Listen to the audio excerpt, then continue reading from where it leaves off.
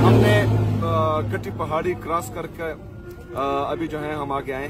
ये देखे जी, ये हमारे अपने पुलिस फोर्स और अपनी हुकूमत, अपनी रियासत, अपने शहरों पर जो है ये स्टंट नेट का इस्तेमाल कर रही है। ये देखे जी, ये सारे हमने पकड़ लिए।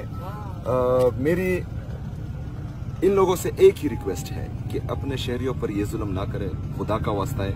ये चीज हमारे हाथ लग गई, इसका इस्तेमाल हम भी कर सकते हैं आप लोगों पर, लेकिन पुलिस भी हमारी है और ये जो हम पर शेलिंग किसी के हुक्म पर कर रहे हैं, ये भी जो है किसी का बाप है, किसी का भाई है, किसी का बेटा है। हम नहीं चाहते कि कोई नुकसान हो, क्योंकि जितना हमारा अपने कारकुनों पर दिल दुखता है, इतना ही हमारा उन पर दुखता है। खुदा का वास्ता है, अपने लोगों पर ये चीजें इस्तेमाल ना करें। ये चीजें आप लोगों की हमारे पास अमानत है, हम जो है ये अपने CSO साहब के हवाले कर देंगे। इंशाल्लाह एहतजाज के बाद ये आप उनसे ले सकते हैं, लेकिन खुदा का वास्ता है कि इसका इस्तेमाल और ना करें। शुक्रिया।